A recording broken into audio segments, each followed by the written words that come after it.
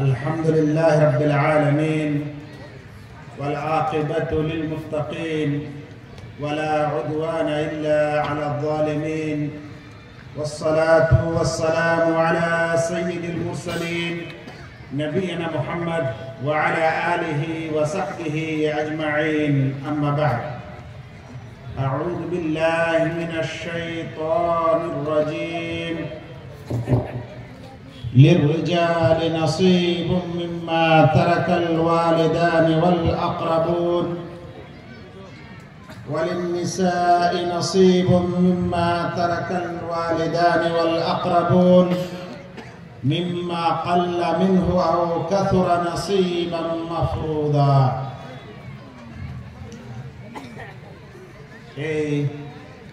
মহতি সম্মেলনের সুযোগ্য সভাপতি মহোদয় জনাব ফজিলাতুল শেখ আব্দুস সালাম আল মাদানী হাফিজাহুল্লাহ, স্টেজে উপস্থিত জনাব শেখ তানবীর জাকি মাদানী হাফিজাহুল্লাহ ওয়া তাআলা, সভার সঞ্চালক প্রিয় ভাই ওবায়দুর রহমান হাফিজাহুল্লাহ এবং অত্র এরিয়ার সুযোগ্য ওলামায়ে কেরামগণ, আমি কার কার নাম নেব আর কার কার নাম ছাড়ব বুঝতে পারছি না, তবে যে যেখানে থাকুন না কেন নক্ষত্রের ন্যায় আলো দিতেই থাকেন, এই শুভকামনা আপনাদের জন্য। অতঃপর এই এলাকাবাসী যারা এই মহতী সম্মেলনকে সাফল্যমণ্ডিত করার জন্য অধিক সংখ্যায় প্রায় দিনের শুরু থেকে নিয়ে শেষ পর্যন্ত অধীর আগ্রহের সঙ্গে নিজ স্থানে সমবেত সমাগত, আল্লাহ তাআলা আপনাদের এই ধৈর্যকে কবুল করুন এবং আপনাদের এই শ্রমকে নেকির পাল্লায় স্থান দান করুন, আমিন। ভাই সকল, আজকের এই মহতী মাহফিলে আমাকে একটি বিশেষ বিষয়ে আলোচনা করার আদেশ করা হয়েছে। বিষয়টির নাম হচ্ছে আরবি ভাষায় মিরাজ কিংবা তারেকাত, আর বাংলা ভাষায় একে বলা হয় উত্তরাধিকার। মিরাজ ও উত্তরাধিকারের সম্পর্কে আপনাদের এই মহতী মাহফিলে আমাকে আলোচনা করার জন্য দাওয়াত করায় আমি আপনাদের কৃতজ্ঞ প্রকাশ করছি। ভাই সকল, এই মিরাজ সম্পর্কে আলোচনা শুরু করার পূর্বেই আল্লাহ রাব্বুল আলামিনের একটি আয়াত এবং তার সাধারণ অর্থ একটু শুনেন। আল্লাহ বলছেন, লিররিজালি নাসীবুম মিম্মা তারাকাল ওয়ালিদান ওয়াল আকরাবুন, নিকটাত্মীয়রা এবং পিতামাতা যা কিছু ছেড়ে মারা যায় তাতে পুরুষদের জন্য অধিকার রয়েছে। আরো বলছেন, ওয়ালিন নিসাই নাসীবুম মিম্মা তারাকাল ওয়ালিদান ওয়াল আকরাবুন, এবং পিতামাতা ও নিকটাত্মীয় যা কিছু ছেড়ে মারা যায় তাতে মহিলাদেরও অধিকার রয়েছে। মিম্মা কাল্লা মিনহু আও কাসরা নাসীবাম মাফরুদা, সেটা অল্পই হোক কিংবা বেশি হোক, আল্লাহ তাআলার নির্ধারিত বিধান। ভাই সকল, এই পৃথিবীতে একজন মানুষ যে বিষয়কে সবচেয়ে বেশি প্রাধান্য দিয়ে থাকে সেটা হলো আমরা জীবনে কিছু আর পাই বা না পাই, আমাদের যেন মাল সম্পদ ব্যাংক ব্যালেন্স যেন আমাদের অবশ্যই হয়, সেটাই আমাদের বড় আশা আকাঙ্ক্ষা। তার সাথে সাথে সিংহভাগ শ্রম এই মাল সঞ্চয় করার জন্য মানুষ দিয়ে থাকে। এই জন্য নিজের স্ত্রী ছেলে পেলে সবকে ছেড়ে কিছু মানুষ দিল্লি বা বোম্বাইতে চলে গেছেন, কিছু মানুষ বিদেশে চলে গেছেন, কিছু মানুষ বিদেশেই মারা গেছেন, আর পুনরায় সে তার স্ত্রী ও সন্তান পরিবারের কাছে ফেরত আসতে পারে না। আবার এরকমও মানুষ আছি যারা নিজ দেশের বিভিন্ন স্থান থেকে হয়তো এখানে এসে উপস্থিত আছি এ কারণে যে কিছু ব্যবসা বাণিজ্য ইত্যাদির সাথে আমাদের সম্পর্ক। মাল এবং দৌলতের সম্পর্কটা এত মানুষের সাথে বেশি যে একটা ছোট্ট বাচ্চা যে এখনো কথা বলতে শিখেনি, তার হাতে কিন্তু কিছু টাকা দিয়ে দিলে ও চেপে ধরে থাকে, ওই টাকা কিন্তু ছাড়ে না। তবে এই মাল ও সম্পদের দর্শন সম্পর্কে ইসলামিক দর্শন শুনেন যে যা কিছু পৃথিবীতে আছে, যেটা মানুষ ভোগ করছে, যেটা সবকিছুই মাল সম্পদ বলা যায়। আল্লাহ রাব্বুল আলামিন কোরআনে বলছেন, হুয়াল্লাযী খালাকা লাকুম মা ফিল আরদি জামিআ, তোমাদের জন্য সব কিছুই রয়েছে যা আল্লাহ তাআলা এই পৃথিবীর বুকে তোমাদের জন্য সৃষ্টি করেছেন। এই মাল আসলে আল্লাহর মাল। পৃথিবীতে সব সম্পদের মালিক আসলে হচ্ছেন আল্লাহ রাব্বুল আলামিন। আল মালু মালুল্লাহ, যত সম্পদ আছে সব সম্পদের মালিক হচ্ছেন আল্লাহ রাব্বুল আলামিন। ভাইরা, এই ভারতবর্ষটাকে কে আবিষ্কার করেছিল? এই ভারতবর্ষটাকে কে সৃষ্টি করেছিল? ভারতবর্ষের নদী নালা, গাছপালা, পাহাড় পর্বত থেকে নিয়ে যা কিছু আছে, এটা কি কোনো ভারতের এম্পায়ার, রাজা, রাজত্ব, মহারাজা তারা কি এটাকে আবিষ্কার করেছিল? না, আল্লাহ তাআলা। তার আকাশ এবং জমিন এবং তার মাঝে যা কিছু আছে তার সব কিছু সৃষ্টিকর্তা আল্লাহ রাব্বুল আলামিন, এবং এতে যা কিছু মাল দৌলত আছে সব কিছুর আসল মালিক আল্লাহ রাব্বুল আলামিন। আমরা কিন্তু পৃথিবীটাকে ভাগ করেছি, টুকরা টুকরা করেছি কোনো না কোনো রূপে। অতঃপর কেউ কোনো দেশের মালিক নিজেকে প্রকাশ করছে, আমি অমুক দেশের রাজা। হ্যাঁ, আবার রাজা প্রজাদের, রাজাকে বাদ দিয়ে যদি প্রজায় আসেন তো আমি 100 বিঘা জমির মালিক, আর কেউ বলবো আমি 50 বিঘার, কেউ 1 বিঘার, কেউ 1 কাঠা, কেউ 1 শতকের। কিন্তু এই 1 শতক মাটি কি আপনি তৈরি করেছেন? এই 1 শতক মাটি কি আমি তৈরি করেছি? আমি কি 1 ইঞ্চির এই জমিনের মালিক? আমরা মানুষরা আবিষ্কার করেছি? না ভাই, আমরা কেউ করেনি। সেজন্য মনে রাখবেন, প্রিয় নবী মুহাম্মদ মুস্তাফা সাল্লাল্লাহু আলাইহি সাল্লাম বলেছেন, যদি কোনো মানুষকে আল্লাহ তাআলা মাল ও সম্পদ দিয়ে থাকে তাহলে সে যেন সেই মালের সুষ্ঠু ব্যবহার করে, সুষ্ঠু সুন্দর সেটাকে যেন সে খরচপাতিতে ব্যবহার করে, গোলমাল না করে। প্রিয় নবী সাল্লাল্লাহু আলাইহি সাল্লাম বলেছেন, ইন্না রিজালান ইয়াতাখাওয়াদুনা ফি মালিল্লাহি বিগাইরি হাক্কিন ফালাহুমুন নারু ইয়াওমাল কিয়ামাহ। কিছু মানুষ এমন আছে যারা আল্লাহ তাআলার মান সম্পদকে অন্যায়ভাবে এদিক ওদিক খরচ করে বেড়ায়। তাদের কোনো যেটা অধিকার, যে স্থানে খরচ করার দরকার সে স্থানে খরচ করে না। এরকম মানুষেরা জেনে রাখো, ফালাহুমুন নারু ইয়াওমাল কিয়ামাহ, তার জন্য কিয়ামতের দিনে জাহান্নামের আগুন অপেক্ষা করছে। মাল সম্পদ পেয়ে নিয়েছেন বলে শামসের লটারির বেঞ্চে গিয়ে 10,000 টাকার লটারি কিনে নেবেন। মাল সম্পদ হয়েছে বলে একটা বাড়ির চাইতে 10টা বাড়ি 10টা জায়গায় কিনে তৈরি করে নেবেন। মাল সম্পদ হয়েছে বলে একের পর এক স্বর্ণ কিনেই যাবেন। মাল সম্পদ হয়েছে বলে একের পর এক গাড়ি কিনেই যাবেন, যেগুলোর আপনার প্রয়োজন নেই। না, এত সোজা না। মাল আসলে আল্লাহর মাল। ভাইরা, আরো শুনেন, এ কারণে আল্লাহ রাব্বুল আলামিন কোরআনে স্পষ্ট বলেছেন যে যে মাল ও সম্পদের মালিক হয়েছে, কেউ যেন এক অপরের মালকে অন্যায়ভাবে গ্রাস না করে, কেউ যেন এক অপরের মালকে অন্যায়ভাবে না খায়। আল্লাহ রাব্বুল আলামিন কোরআনে স্পষ্ট বলেছেন, ইয়া আইয়ুহাল্লাযীনা আমানু লা তাকুলু আমওয়ালাকুম বাইনাকুম বিল বাতিল। হে মুমিনেরা, তোমরা এক অপরের মাল অন্যায়ভাবে খেও না। ভালো বক্তা হয়েছি বলে 1 লাখ টাকা নেব 3 ঘন্টার আলোচনায়, আপনি কি অন্যায়ভাবে এই কনফারেন্সের আয়োজকদের মাল খেলেন না? আপনি সুবক্তা হয়েছেন বলে 1 ঘন্টায় 50,000 নেবেন, আপনি কি অন্যায়ভাবে মানুষের মাল খেলেন না? অন্যায়টা খালি চুরি চামারিতে নয়, অন্যায়টা আবার ভালো ছবিতেও হতে পারে। ভাইরা শুনেন, আমরা আগে যাচ্ছি। সেজন্য মনে রাখবেন যে পৃথিবীতে মাল ও সম্পদ আপনাকে যা দেওয়া হয়েছে, আপনি যখন মারা যাবেন আপনার জন্য সেই কবর ছাড়া আর কিছু নেই। মানুষ যখন মারা যায় তার পিছু পিছু 3টি জিনিস চলে। আল্লাহ রাসূল সাল্লাল্লাহু আলাইহি ওয়াসাল্লাম বলেছেন, ইয়াতবাউল মাইয়িত সালাসা, মাইয়িতের পিছনে 3টি জিনিস চলে। কি কি চলে ভাই মাইয়েতের সাথে, কি কি জিনিস চলতে থাকে? তো বলছে ইয়াতবাহু আহলুহু, মাইয়েতের পিছনে তার পরিবার যায়। যে ভাই আপনি মারা যান, আপনার ডেড বডিটা বাড়িতে রেখে দিবে না, কিছুক্ষণের মধ্যে গোসল পানি করার পর আপনাকে কফন করার পর দফন করার জন্য নিয়ে যাবে। আপনার পরিবারের মানুষেরাও আসবে, আপনার আত্মীয় স্বজনরাও আসবে, পাড়া প্রতিবেশীরাও আসবে, আপনাকে নিয়ে যাবে। আপনার পিছনে তারা কিন্তু এখনো আছে। তারপরে আর কে আছে? বলছেন তারপরে তার মাল সম্পদ পিছনে পিছনে যায়।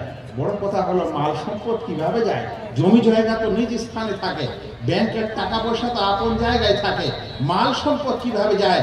আল্লাহ রাসূল সাল্লাল্লাহু আলাইহি ওয়াসাল্লামের হাদিসের ব্যাখ্যায় উলামায়ে কেরাম বলছেন, অর্থাৎ তার নকর চাকর, তার যারা এই পৃথিবীতে তার আন্ডারে চাকরি বাকরি কাজকর্ম করত, এরকম লোকেরা তার পিছনে পিছনে যায়। আজ মালিক মারা গেছে, একটু শেষ কাজটা করতে যায়। তারপরে নবী মুহাম্মদ মুস্তাফা সাল্লাল্লাহু আলাইহি সাল্লাম বলছেন যে তার সাথে সাথে আর একটি জিনিস যায়, সেটা হচ্ছে তার সৎ আমল, নেক কাজ। আর ওই প্রথমের দুটি ফিরে আসে, কিন্তু নেক কাজ ফিরে আসে না, এটা ওই কবরবাসীর সাথেই থেকে যায়। ভাইরা, এই জন্য বলছিলাম, যখন আপনি এবং আমি মারা যাব, আমাদের শরীরের জন্য এই 3.5 হাত শরীরের জন্য 4 হাত জায়গায় আমরা পৃথিবীতে নিয়ে নিই। অতঃপর যদি প্রয়োজন হয়, তাহলে কিছুদিন পর, কিছু বছর পর আপনার ওই কবরের স্থানে আরো কারো কবর হতে পারে। তার মানে ওই 3.5 হাত 4 হাত জায়গারও মালিক আপনি না। হ্যাঁ, ওই 4.5 হাত জায়গারও আমরা মালিক না। আছি 10-20 বছর, কারো প্রয়োজন হলে ওখানে আবার দফন করতে পারে। এখনই একজন ফতোয়া জিজ্ঞাসা করলেন এই আসার সাথে সাথে।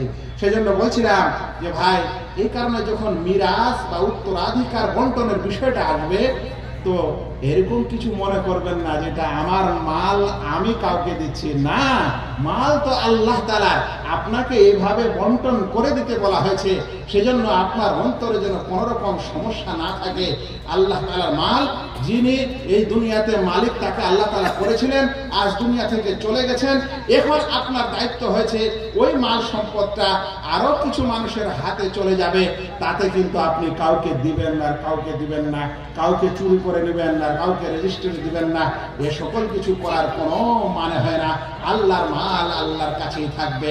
আপনি একটু সুন্দর করে বন্টন করতে পারেন মাত্র, এর ছাড়া আর কিছু না। ভাইয়েরা, এই মাল ও সম্পদের বিধানকে, উত্তরাধিকারের বিধানকে ইসলামে মিরাস বলা হয়। আল্লাহ রাব্বুল আলামিন আমাদেরকে বহু বিধান দিয়েছেন, বরং পূর্ণ কোরআনটাই হচ্ছে বিধান, সংবিধান। একজন মানুষকে 5 ওয়াক্তের নামাজও দেওয়া হয়েছে, রোজাও দেওয়া হয়েছে, হজও দেওয়া হয়েছে, কিন্তু নামাজ কিভাবে আদায় করতে হবে, নামাজ কিভাবে সম্পাদন করতে হবে, এটা কোরআনে কারিমে আল্লাহ রাব্বুল আলামিন সম্পূর্ণভাবে বলেননি। সেজন্য রুকু আপনি কখন করবেন আর রুকুতে কি দোয়া পাঠ করবেন কোরআনে খুঁজলে পাওয়া যাবে। আপনি 1 রাকাত নামাজে 2টা সাজদা দেন, একবার দেন উঠেন, একবার দেন উঠেন, কোরআনে খুঁজলে পাবেন। এই সাজদা দেওয়ার সময় 7টা অঙ্গ মাটিতে যেন ঠেকে থাকে, কোরআনে খুঁজলে পাবেন। এই সাজদা দেওয়ার সময় আপনাকে কি দোয়া পাঠ করতে হবে, কোরআনে খুঁজলে পাবেন।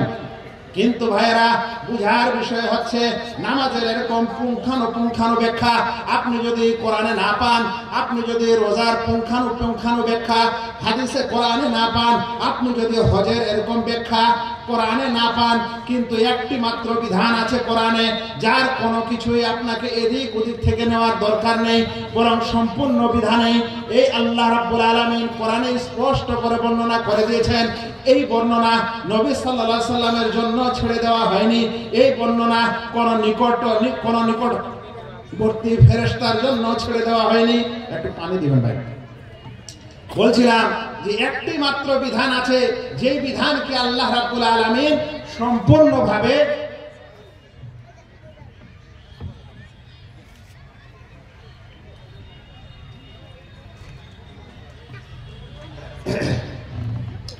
বলছিলাম একটি বিধান আছে কোরআনে, যে আল্লাহ তাআলা আমাদের নবী সাল্লাল্লাহু আলাইহি সাল্লামকেও সেখানে বর্ণনা করার সুযোগ দেননি, তিনিই নিয়ে নিয়েছেন আল্লাহ তাআলা। কারণ জানেন এই দুনিয়ার মানুষ যদি 1 ইঞ্চি মাটি নিয়ে ঝগড়া করতে পারে, তাহলে এরা কে জানে আমার নবীর বিধানকেও যে কি করবে। এই দুনিয়ার মানুষ যদি এখনো 10 টাকা নিয়ে ঝগড়া লাগতে পারে, তাহলে জমি জমার মতো মূল্যবান সম্পদ নিয়ে কে জানে এরা কি করবে।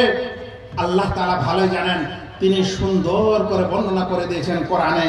তার মধ্যে মাত্র 3টি আয়াতে, 1 নম্বর সূরা নিসা, যেই নিসার আয়াতে ইউসিকুমুল্লাহু ফি আওলাদিকুম বলে শুরু হয়েছে, সূরা নিসা 11 নম্বর আয়াত। তারপরে আরেকটি আয়াত 12 নম্বর, সেটা হচ্ছে ওয়ালাকুম নিসফু মা তারাকা আজওয়াজুকুম এই আয়াতে।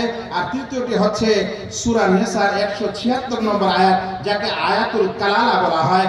আল্লাহ তাআলা বলেছেন ইস্তাফতুনাকা কুলিল্লাহু ইফতিকুম ফিল কালালা। এর 3টা আয়াতের ব্যাখ্যাই হচ্ছে ইলমে ফারায়েজ এবং উত্তরাধিকার বন্টনের বিধান। ভাইরা, এই 3টি আয়াতে আল্লাহ রাব্বুল আলামিন কোরআনের এই আয়াত 3টিতে মিরাসের যাবতীয় বিধান আল্লাহ তাআলা বর্ণনা করে দিয়েছেন।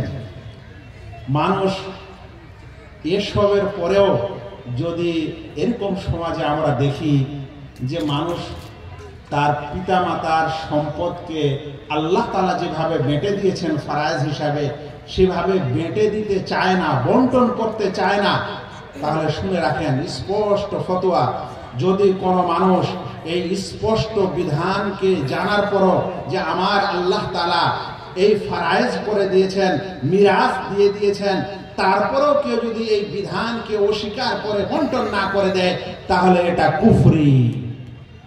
কথাটা বুঝছেন? কুফরি মানে আমি আমার সম্পদ দিব না, আমার আব্বা মারা গেছে, আমার এই মিরাস আমি আমার বোনকে দিব না, আমার ভাইকে দিব না, ফুফুরা ফের পাবে, কি বলে যে অমুক ফের পাবে, না না না, দেওয়া যাবে না। সৎ ভাই পাবে, ওকে তো আরো দেওয়া যাবে না।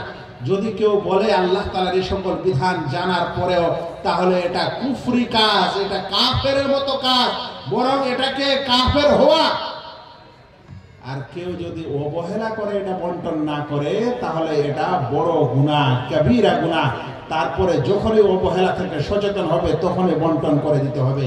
সবচেয়ে বড় সমস্যা হচ্ছে যে দুনিয়াতে যদি আপনি কোনো কবিরা গুনাহ করেন, তাহলে সেই কবিরা গুনাহটা তওবা করলে আল্লাহ তাআলা ক্ষমা করে দেওয়ার তিনি ওয়াদা করেছেন। কিন্তু যদি এমন গুনাহ হয় যেটা কবিরা কিন্তু মানুষের অধিকারের সাথে সম্পর্ক, যেমন এই মিরাসের বিধানটা, এটা আপনি কাউকে মিরাস থেকে বঞ্চিত করে দিলেন, কিংবা কাউকে কম দিলেন, কিংবা কাউকে আপনি অন্যায়ভাবে কিছু গোলমাল করে নিয়ে নিলেন, এটা আপনার কবিরা গুনাহ হলো। আল্লাহর কাছে ক্ষমা চাইবেন, ক্ষমা এই কারণে হবে না, কারণ এটা এমন একটি অধিকার যেটা মানুষের সাথে সম্পর্ক। আপনার ভাইকে আপনি দেননি, আপনার বোনকে আপনি দেননি, আপনার ফুপিকে আপনি দেননি। সেই কারণে কিয়ামতের দিনে যখন আপনি উঠবেন, তখন সেই ব্যক্তি আপনার এই অধিকার ছাড়া আপনি জান্নাতে যেতে পারবেন না, কখনো পারবেন না। কারণ আল্লাহর অধিকার হলে আল্লাহ মাফ করে দেন, কিন্তু মানুষের অধিকার হলে মানুষের কাছে ক্ষমা নিতে হবে। সেজন্য ভাইরা, যারা তাদের মিরাস নিয়ে অসচেতন, যারা তাদের সমাজের অনেক মানুষকে মিরাস থেকে বঞ্চিত করেছেন, এরকম ভাইদেরকে উপদেশ দিব যে আপনি আল্লাহ তাআলার দরবারে শুধুমাত্র তওবা করলে হবে না, আল্লাহ তাআলার কাছে আপনি মাথা নত করে সিজদায় তাহাজ্জুদে কাঁদাকাটি করলে হবে না। আপনি যে সম্পদ নিয়েছেন, সেই সম্পদ ফারায়েজ অনুযায়ী তাদেরকে আপনি ফিরিয়ে দিবেন, কিংবা তাদের কাছে আপনি ক্ষমা নেবেন, কিংবা তাদেরকে ওই মূল্য দিয়ে দিবেন, নাহলে তওবা নেই। কি মনে করেন ভাই, ইসলামে তো সোজা, খালি শুধুমাত্র ঈমান এনেছি বলে জান্নাত পেয়ে যাব? এই কথা খুব সুন্দর করে আমাদের মনে রাখতে হবে যে যারা আমরা দিতে চাই না, তাদের জন্য হয় কুফরি হবে, না হলে কবিরা গুনাহ হবে। কবিরা গুনাহ হলে তাকে ক্ষমা করার জন্য আখিরাতের পূর্বে দুনিয়াতেই ক্ষমা করে নেওয়া ভালো। মনে রাখবেন ভাই, দুনিয়ার বিচারে কিন্তু একটু এদিক ওদিক হতে পারে। আপনি আপনার বড় ভাইয়ের বা ছোট ভাইয়ের হাত ধরে যদি বলেন যে ভাই, একটু আমি তোমাকে 2 শতক জমি কম দিয়েছিলাম, কিন্তু আমার কাছে এখন 2 শতক দেওয়ার আর কোনো স্থান বা অবস্থা আমার নেই, আমাকে মাফ করে দাও। আপনার ভাই কিংবা বোন আপনাকে মাফ করতে পারে, কারণ এটা দুনিয়ার বিচার। কিন্তু আখিরাতে যখন বিচার হবে, সেখানে ভাই মাফ করার আর এরকম কেঁদে কেটে কোনো লাভ নেই। এমনকি জাররা জাররা, অনু অনু পরিমাণের গুনাহ খাতারও হিসাব হবে, সেখানে কিন্তু মাফ হওয়ার করার কোনো সিস্টেম থাকবে না। ভাইরা, এখন সমাজের আমাদের আরেকটা চিত্র দেখেন, কিছু মানুষ তো দিল না, কিছু মানুষ কম বেশি করে দিল, আর কিছু মানুষ এখন এমন আছে তারা বলছে আমি এই মরার পর আমার কি হবে না হবে আমি এখনই সব মেটে দিয়ে চলে যাব। এই জিনিসটা আজকালে কিন্তু বেশি বেশি বেড়েছে, প্রবণতার বেশি, যে আমি মরার আগেই সব বেটে দিয়ে চলে যাব। খুব সুন্দর কথা। আপনি চিন্তা করলেন যে আপনার ছেলে পেলে যেন কোনো সমস্যা ঝগড়াঝাটি না করে, সেজন্য আগেই বেটে দিয়ে চলে যাব। খুব ভালো কথা। আমাদের রাসূল সাল্লাল্লাহু আলাইহি ওয়াসাল্লাম কি আগে বেটে দিয়ে চলে গেছিলেন? আবু বকর, উমর, উসমান, আলী রাদিয়াল্লাহু তাআলা আনহুম আজমাইন, তারা কি এরকম করে চলে গেছিলেন? তাহলে এই যে বাটার যে একটা নীতি আপনি নিয়ে আসছেন, এই নীতিটা আসলেই ওই সালাফে সালেহিনের নীতি নয়। এরপরে খুব সুন্দর করে শুনেন, মা ও বোনেরাও শুনেন, আর আপনারা পুরুষ মানুষেরা শুনেন। ধরে নেন আপনার বয়স এখন 60 বছর, আপনি আপনার সন্তানদেরকে এখনই আপনার জমি জমা ভাগ করে দিতে চাচ্ছেন, ঠিক আছে? কিন্তু আপনি কি জানেন যে আপনার সন্তানদেরকে, যাদেরকে আপনি ধরে নেন 1 বিঘা করে জমি বন্টন করে দিচ্ছেন, সেই বেটে নেওয়ার পর আপনি দুনিয়াতে আগে মারা যাবেন না ও আগে মারা যাবে? হ্যাঁ ভাই, এটা জানা আছে আমাদের যে আজ আমি বেটে দিলাম আমার সন্তানকে, কিন্তু কালকে আমি আগে মারা যাব না আমার ছেলে আগে মারা যাবে, এটা জানি। এখন যদি আপনার ওই ছেলে মারা যায় যাকে আপনি অলরেডি জমি ভাগ করে দিয়ে দিলেন, এখন কি হবে? এখন আপনি দুনিয়াতে বেঁচে আছেন, এতক্ষণে আপনি ছিলেন দাতা, মানে আপনার মিরাজ তারা ভাগ পেয়েছিল। আপনার জীবদ্দশায় যখন ও মারা গেল আপনার ছেলে, এখন ওর জমিটার ভাগ আবার আপনার কাছে আসবে। এই জন্য শেখ ইবনে উসাইমিন রাহিমাহুল্লাহ বলছেন, আগে যদি বেটে দেওয়া যায় তাহলে এরকম হবে যে মুআররিস ইয়ানকালিবু ওয়ারিসান, এমন হতে পারে যে মুআররিস, যার মিরাস মানুষ ভাগ করে নিচ্ছিল, ও কিছুদিন পর স্বয়ং আবার মিরাস পানেওয়ালা হয়ে যাবে। তখন আপনি আবার কি ফরাজ করবেন? হ্যাঁ, এটা 1 নম্বর সমস্যা। শুনেন, 2 নম্বর হলো, যদি জীবদ্দশায় কোনো মানুষ তাদের সম্পদ বেটে দেয়, তাহলে বেশিরভাগ ক্ষতিটা হয় স্ত্রীর আপনার সম্পদে অধিকার আছে। আপনি সন্তানদেরকে ভাগ করে দিলেন, যেমন করে হোক, আমি পরে বলছি বিষয়টা। এখন আপনার স্ত্রীকে আপনি দিচ্ছেন না, তার মানে জীবদ্দশাতে আপনি আপনার স্ত্রীকে মাহরুম করছেন। আমি কথাটা সত্য বলছি না মিথ্যা বলছি? এরপরে শুনেন, 3য় সবচেয়ে ভয়ানক বিষয় হচ্ছে, আজকালকার ছেলে ও সন্তানের নিয়ত পিতা মাতাও জানে না, পিতা মাতাও বুঝতে পারে না যে আমার ছেলেরা, আমার মেয়েরা কে আমাকে বেশি ভালোবাসে, কে আমার সব সময় পাশে থাকবে, আমার শেষ শয্যার সময়, আমার মৃত্যুর আগে পর্যন্ত কোন ছেলে আমাকে দেখবে আর কোন ছেলে আমাকে দেখবে না। এরকম অবস্থায় যখন আপনি বন্টন করে দেন, সব জমি সবকে বেটে দিয়েছেন, সবাই নিজের নিজের জমি পেয়ে, সবাই নিজের নিজের মিরাজ পেয়ে এত খুশি হয়েছে যে গ্রামে আর থাকবো না, বুড়া বুড়ি তোমরা এখানেই থাকো, আমি হাঁটলাম এখন মালদা না হলে শামসি। তারপর আপনি এদিকে মৃত্যুর পূর্বে বিছানায় শয্যাশায়ী চিৎকার করে কাঁদছেন, আপনার পাশে কেউ আসে না, আপনার চিকিৎসারও প্রয়োজন হয়েছে টাকা পয়সার, ওই সময় কোনো সন্তান আপনাকে টাকা দিচ্ছে না, কম করে হলে আপনি এই সময় ভিক্ষুকের মতো আপনার সন্তানদের কাছে চাচ্ছেন, তাহলে কেন আপনি আগে বেটে দেওয়ার চেষ্টা করছেন? কথা বুঝা গেছে? যদি এ সকল যুক্তি তর্ক বুঝছেন, তাহলে এরপরে একটি প্রিয় নবী মুহাম্মদ মুস্তাফা সাল্লাল্লাহু আলাইহি সাল্লামের হাদিস শুনেন। এই হাদিসটিকে ইমাম বুখারী 2587 এবং ইমাম মুসলিম 1623 নম্বর হাদিসে বর্ণনা করছেন। এখানে এক ব্যক্তি ছিল, সেই ব্যক্তির নাম হচ্ছে নু'মান বিন বাশির। কি নাম ছিল তার? নু'মান বিন বাশির। এই নামটা রাখতে পারেন, নু'মান। আজকালের ছেলেদের নাম তো চিন্টু পিন্টু সুব হলো, কিন্তু সাহাবীর নামে নাম নেই। তারপরে শুনেন, তিনি বলছেন, তাসাদ্দাকা আলাইয়া আবি বিবাদ মালি, আমার আব্বা আমাকে কিছু মাল সম্পদ দান করেছিল। ফাকালাত উম্মি উমরাহ, তখন আমার মা উমরাহ, এই নামটাও রাখতে পারেন, উমরাহ, আইন মিম রা গোল তা। তো বলছেন আমার মা, তার নাম হচ্ছে, মায়ের নাম বর্ণনা করছে সে, যে আমার মা উমরা তখন বলল, লা আরদা হাত্তা তুশহিদা। রাসূলুল্লাহ সাল্লাল্লাহু আলাইহি ওয়াসাল্লাম আমার মা আমার আব্বাকে বলল, না, এই দান করলে আমি মেনে নিব না যতক্ষণে এই দানের উপর তুমি আমাদের রাসূল সাল্লাল্লাহু আলাইহি ওয়াসাল্লামকে সাক্ষী না রাখো যে আমি আমার অমুক ছেলেকে এই দিলাম, এর সাক্ষীটা যেন আল্লাহ রাসূল সাল্লাল্লাহু আলাইহি ওয়াসাল্লাম থাকে। এবার পিতা তার ছেলেকে নিয়ে রাসূল সাল্লাল্লাহু আলাইহি ওয়াসাল্লামের কাছে হাজির হওয়ার পর বলছেন, ফান্তালাকা আবি লিইউশহিদাহু আলা সাদাকাতি। আমাকে নিয়ে চললেন রাসূল সাল্লাল্লাহু আলাইহি ওয়াসাল্লামের কাছে যেন এই দানে আল্লাহ রাসূলকে সাক্ষী রাখা হয়। ফাকাল রাসূলুল্লাহ সাল্লাল্লাহু আলাইহি ওয়াসাল্লাম, তখন আল্লাহ রাসূল সাল্লাল্লাহু আলাইহি ওয়াসাল্লাম বললেন, আফআলতা হাদা বিওয়ালিদিকা কুল্লিহিম। ও ভাই, এরকম সব সন্তানের সাথে কি আপনি করেছেন? মানে সব সন্তানকে কি এভাবে দান করে দিয়েছেন? তখন সেই ব্যক্তি বলছে যে না, আল্লাহ রাসূল সব সন্তানকে দেয়নি। ক্বালা ইত্তাকুল্লাহ ওয়া'দিলু ফি আওলাদিকুম। আল্লাহকে ভয় করো এবং তোমাদের সন্তানের মাঝে ন্যায় করো, ইনসাফ করো। কাকে তুমি দিবে, কাকে দিবে না, কাউকে মাহরুম করে দিবে, কাকে 1 কাঠা, কাকে 10 কাঠা, কাকে 1 বিঘা, কাকে 9 বিঘা, কাকে খাল, কাকে পানি, কাউকে আপনি আবার শামসিতে জায়গা কিনে দিবেন।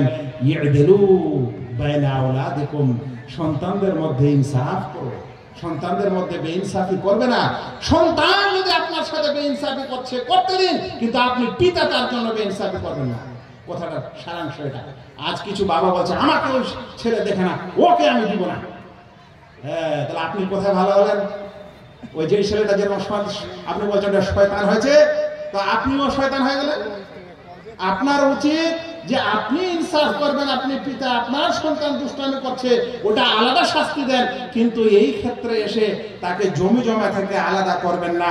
এই হাদিসটিকে সহিহ মুসলিমে যখন এসেছে তখন আল্লাহ রাসূল সাল্লাল্লাহু আলাইহি ওয়াসাল্লাম বললেন, ইয়া বাশীরান লাকা ওয়ালাদুন সিওয়া হাদা। এ বাশীর, ওই যে পিতার নাম ছিল বাশীর, যে বাশীর এছাড়াও কি তোমার কোনো সন্তান আছে? তখন সেই সাহাবী বললেন, নাম, হ্যাঁ আল্লাহ রাসূল, আরো সন্তান আছে। তখন আল্লাহ রাসূল সাল্লাল্লাহু আলাইহি ওয়াসাল্লাম বললেন, আকুল্লাহুম ওয়া হাবতা লাহুম মিথলা হাদা। প্রত্যেককে কি এভাবেই দান করেছো? আল্লাহ ক্বালা ফালা তুশহিদনি ইদান। তাহলে এরকম কাজে আমাকে সাক্ষী রাখিও না। ফাইন্নী লা আশহাদু আলা জুর। আমি অত্যাচারের বিষয়ে সাক্ষী থাকতে পারি না। হ্যাঁ ভাইয়েরা, এখন বলেন তো, আপনারা কি মৃত্যুর পূর্বেই সম্পদ বেড়ে দিতে চান? আর যদি দিতে চান তাহলে কিভাবে দিতে হবে? এটাই রাসূল সাল্লাল্লাহু আলাইহি ওয়াসাল্লামের নিয়ম। হয় আপনি যদি দিতেই ইচ্ছা করছে তাহলে বরাবর 2 কাঠা করে সবাইকে দেন। যদি কম বেশি একটু করেন হয় তাহলে সবার কাছে অনুমতি নেবেন।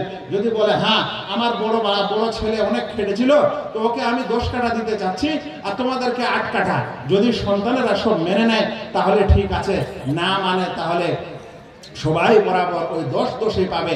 আরেকটা কথা মনে রাখবেন, ওই যে বড় ভাই বলে যে আমি অনেক খেটেছি, আমাকে বেশি দেওয়া দরকার, ভাই আপনি এই বিচারে যদি না পান, আখিরাতের বিচারে আপনি যে আপনার পিতা, মাতা, সন্তান, ছোট ভাই ও বোনকে দেখেছেন, পড়িয়েছেন, আপনার এই শ্রম কোনোদিন বৃথা যাবে না। আল্লাহর কাছে এর সওয়াব আপনি পাবেন, অবশ্যই পাবেন। ভাইরা, সময় একদিকে গড়িয়ে যাচ্ছে, আমাকে অনেক বিষয় বলতে হবে। আপনারা এই ইসলামিক উত্তরাধিকার বন্টনের সম্পর্কে সবচেয়ে বেশি সমস্যার যেটা সম্মুখীন আমরা হই সেটা হলো এই যে পাশ্চাত্য আজ বলছে ইসলাম মিরাস বন্টনের ব্যাপারে ইনসাফ করেনি। তারা মেয়েদেরকে বেশি দিয়েছে আর ছেলেদেরকে কম দিয়েছে। এই যুক্তিটা হচ্ছে পাশ্চাত্যের এবং এই অভিযোগটা হচ্ছে পাশ্চাত্যের। এই কথাটার একটু খণ্ডন শুনে ভাইরা, আল্লাহ রাব্বুল আলামিন একজন ইনসাফকারী, তার চেয়ে বড় ইনসাফকারী কেউ হতে পারে না। তাই তিনি যেটা বন্টন করেছেন এর চেয়ে সুবিচার আর ন্যায় বিচার আর হতে পারে না। বাহ্যত যদিও মনে হয় যে আল্লাহ তাআলা এখানে কাউকে কম দিলেন, কাউকে বেশি দিলেন, কিন্তু সত্যিকারে কেন কম দিয়েছেন, কেন বেশি দিয়েছেন এটা আল্লাহ ভালো জানে। আমি আপনাদেরকে স্পষ্টভাবে বলতে চাই, মা ও বোনেরা যারা শুনছেন তাদেরকেও বলতে চাই, তাদের মনে প্রশ্ন আসতেই পারে। মনে রাখবেন, ইসলাম মেয়েদের শুরু থেকে নিয়ে শেষ পর্যন্ত, তার মানে একজন মেয়ে যখন সে পৃথিবীতে মেয়ে হয়ে জন্ম নেয় তখন তার দেখাশোনার দায়িত্ব তার বাবার উপর থাকে। যখন সেই মেয়ের বিবাহ হয় তখন তার দেখাশোনা ও ভরণ পোষণের দায়িত্ব তার স্বামীর উপর থাকে। যদি স্বামী মারা যায় তাহলে সেই মহিলার ভরণ পোষণ এবং দেখাশোনার দায়িত্ব তার সন্তানদের উপর থাকে। আরো স্পষ্ট করে বলি, যদি সেই মহিলা নিঃসন্তানী হয়, সন্তান না থাকে, তাহলে দেশের যিনি রাজা হবেন, মুসলিম শাসক হবেন, তারা তার দেখাশোনা করবে। ও তার বর্তমান যুগের যারা ইমাম ও আইম্মা আছেন, মোড়ল ও সর্দার আছেন, তারা সেই বিধবা মহিলা এবং সেই মহিলা যার সন্তান নেই তাকে দেখাশোনা করার দায়িত্ব দিয়েছেন। আল্লাহ তাআলা স্পষ্ট বলছেন, আর রিজালু কাওয়ামুনা আলান নিসা, পুরুষেরা হচ্ছে মহিলাদের তত্ত্বাবধায়ক। হ্যাঁ ভাইয়েরা, এখন বলেন কার ভাগ বেশি হওয়া দরকার ছিল? একটা কথা খুব ভালো করে মনে রাখেন, ইসলাম শুরু থেকে নিয়ে শেষ পর্যন্ত কোন মহিলার উপর ইনকামের দায়িত্ব জরুরি করেনি। এই কথাটা বুঝেন ভালো করে। আমি বলছি ইনকামের দায়িত্ব জরুরি করেনি। কেউ জরুরি নয় তাও নিজে ইনকাম করছে, তাহলে ওটা ওর আলাদা ব্যাপার। আমাকে এই মঞ্চে আসা জরুরি নয়, তাও এসেছি, আলাদা ব্যাপার কিনা? আসতে পারি, জায়েজ আছে, কিন্তু জরুরি না। তো ইসলাম কোন মহিলার উপর ইনকাম করা জরুরি করেনি। এখন তাও যদি কেউ করে তাহলে ওটা তার ব্যাপার। শুনেন, যেদিন একজন পুরুষ বিবাহ করতে যায় সেদিন যে মোহরানাটা আদায় করতে হয় এটা পুরুষকে দিতে হয় না মহিলাকে? আবার ওই মহিলাকে বিবাহ করে আনার পর যে ওলিমা খাওয়াতে হয় যেটা সুন্নাহ, বলেন তো এই ওলিমার খরচপাতি পুরুষকে বেয়ার করতে হয় না মহিলাকে? না আদা? আচ্ছা, ওই পুরুষ বা ওই মহিলা যখন আপনার বাড়িতে থাকে তখন তাকে থাকার ব্যবস্থা, খাবার ব্যবস্থা সারা জীবন এটা পুরুষকে করতে হয় না মহিলাকে? যখন ওই বাড়িতে আত্মীয় স্বজনরা আসে তাদের পিছনে যে খরচ হয় সেটা পুরুষকে করতে হয় না মহিলাকে? যখন ওই বাড়ির সন্তানদের পড়াশোনা ও ইত্যাদির প্রয়োজন হয় তার দায়িত্বটা ইসলামের দৃষ্টিকোণ থেকে পুরুষের স্কন্ধে না মহিলাদের? যখন সে বাড়ির সদস্যরা অসুখ বেসুখ হয় তাদের ডাক্তার ইত্যাদি চিকিৎসা করতে হয় সেই চিকিৎসার খরচপাতির দায়িত্ব ইসলাম পুরুষদের স্কন্ধে জরুরি করেছে না মহিলাদের উপর? তাহলে আপনি এখন বলেন, আল্লাহ যদি মহিলাদের চাইতে পুরুষদেরকে কিছু ক্ষেত্রে বেশি দেয় তাহলে এটা কি আল্লাহ তাআলা নাউজুবিল্লাহ অত্যাচার করেছে? এটাই কি আপনি পাশ্চাত্যের কথা শুনে এটাতেই কি আপনার মন এরকম সংশয়ওয়ালা হয়ে যায় যে আমার ইসলাম, আমার কোরআন, আমার আল্লাহ, আমার নবী মুহাম্মদ মুস্তাফা সাল্লাল্লাহু আলাইহি সাল্লামের এই বিচারের মধ্যে কিছু ঘাটতি আছে? নাউজুবিল্লাহ। এর মধ্যে কিছু বেইনসাফি আছে? নাউজুবিল্লাহ। হতে পারে না। কান খুলে শোনেন ভাই, এই পৃথিবীর দর্শন কোন এক ধর্ম নেই যেই ধর্মে একটি বিস্তারিত সুবিন্যাস এবং স্পষ্ট রূপে কোন মিরাস এবং উত্তরাধিকার বিধান কোন ধর্মে আজ পর্যন্ত করা হয়নি এবং নেই। এটা একটা বিরাট বিরাট বিড়ম্বনা। আপনারা শুনলে অবাক করবেন, তাজ্জব করবেন যে পৃথিবীর কোন ধর্মতে মিরাসের চ্যাপ্টারই নেই। ইহুদি ধর্মে বড় ভাইকে দিয়ে দেওয়া তো সবকিছু। আবার খ্রিস্টান ধর্মে তারা বলছে যে খ্রিস্টান ধর্মের বিধানগুলি আসলে হচ্ছে আধ্যাত্মিক বিধান, এখানে কিছু আদব আখলাক শিষ্টাচারের বিধান আছে, এখানে কোনো মিরাসের বিধান নেই। তাদের সবচেয়ে বড় পোপ জন পলকে যখন জিজ্ঞাসা করা হয়েছিল তাহলে কিভাবে বন্টন হবে, তো বলছে যে তাহলে বাড়ির পরিবারের মানুষেরা যে যতটাতে রাজি হয়ে যাবে ততটাতেই বিচার করা যেতে পারে। আমি তথ্যগুলা বই থেকে পড়ছি না, শুধু শোনাচ্ছি আপনাদের, সময় লেগে যাবে। আপনারা আরো অবাক হবেন, আমাদের এই ভারতবর্ষ, যে ভারতবর্ষে মিরাসের সম্পর্কে আপনারা যদি আলোচনা শুনতে চান তাহলে কয়েকটা কোটেশন পড়ে শোনায় আপনাদের।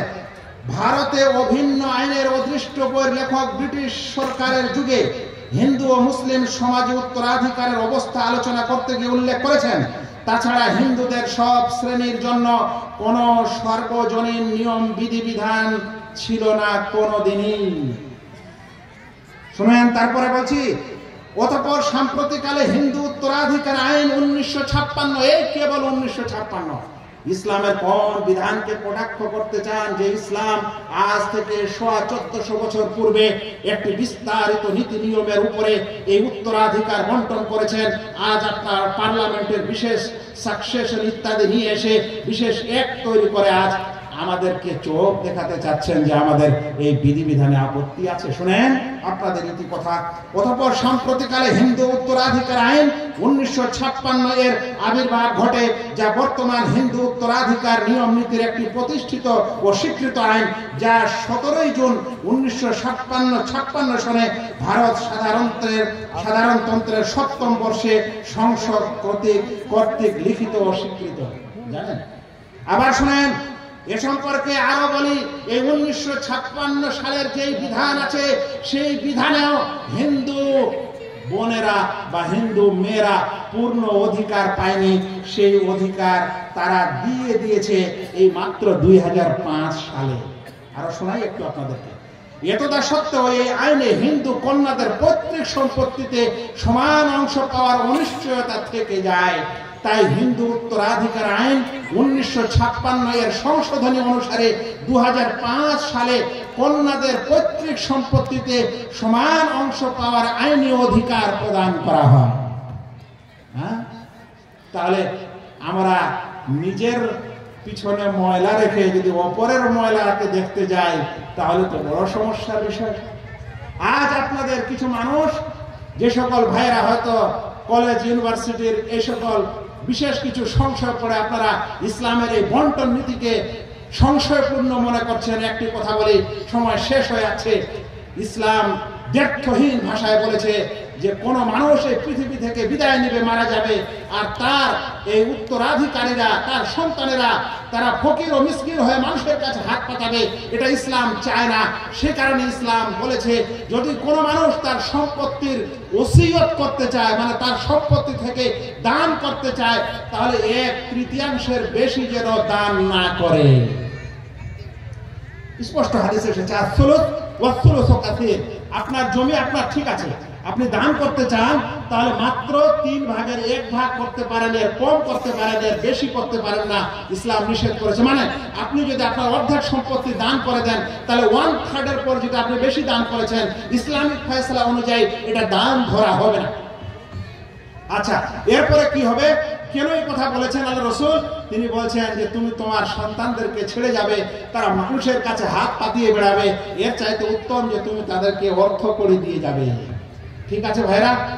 কিন্তু সারা পাশ্চাত্য ইউরোপ, আমেরিকা থেকে নিয়ে আফ্রিকা মহাদেশ পর্যন্ত যেগুলো দেশে ইসলামী উত্তরাধিকার আইন নেই, তাদের সকল এটা আছে, যার সম্পদ এই দুনিয়াতে আছে, সে চাইলে তার সমস্ত সম্পদ উইল করতে পারে,